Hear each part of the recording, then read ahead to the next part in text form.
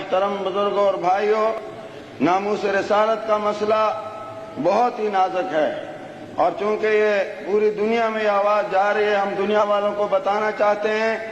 کہ ہم ناموس رسالت کا تحفظ چاہتے ہیں۔ ان میں تمام انبیاء کرام علیہم الصلاۃ والسلام اور یورپ کے ظالموں اور درندوں، تم نے ناموس رسالت کی توہین کی، حضور انور صلی اللہ علیہ وسلم کی توہین کی،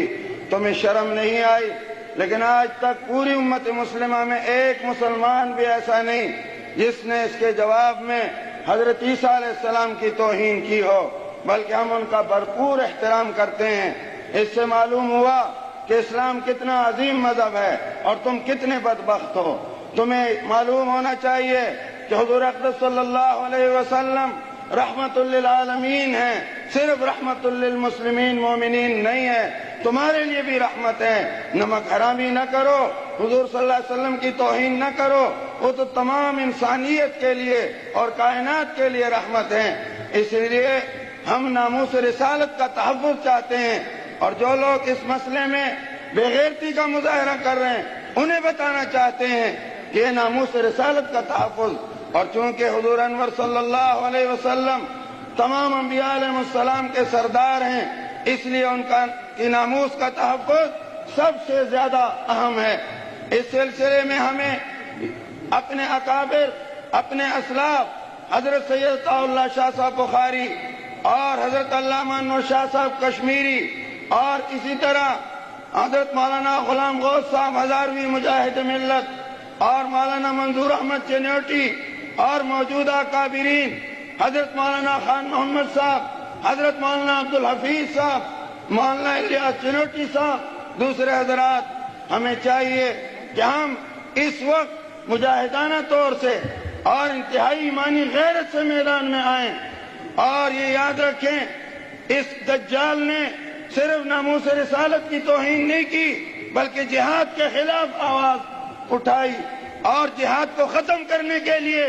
آج بھی جہاد کے خلاف جہاں جہاں سے آواز اٹھ رہی ہے وہ قادیانیوں کے چیلے اور ایجنٹ ہیں۔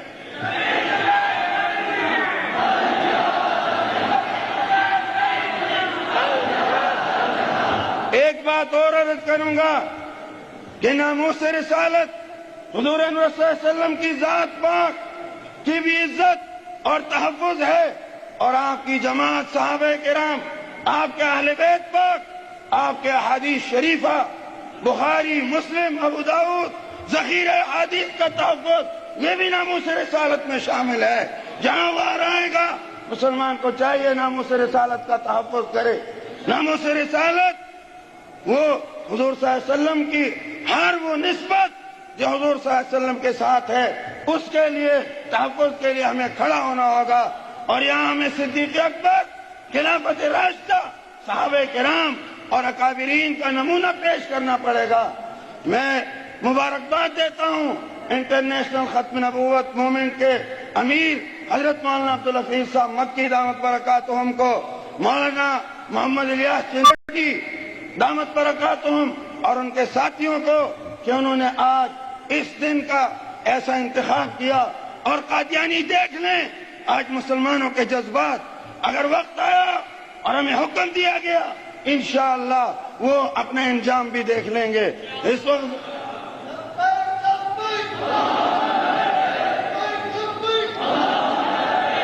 ابھی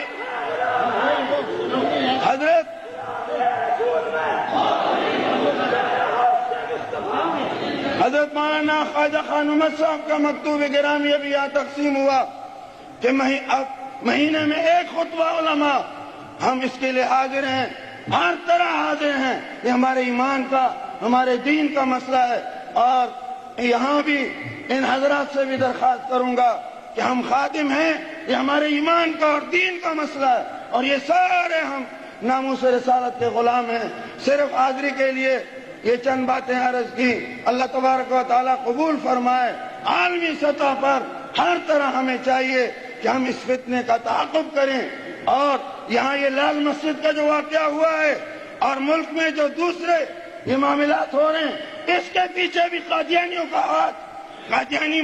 بڑے بڑے اہم منصبوں میں چوروں کی طرح بیٹھے ہیں۔ مولانا ہزاروی ہمیں بتایا کرتے تھے، اور اس وقت ان کی کوشش تھی کہ ان کا تعاقب کیا جائے، تو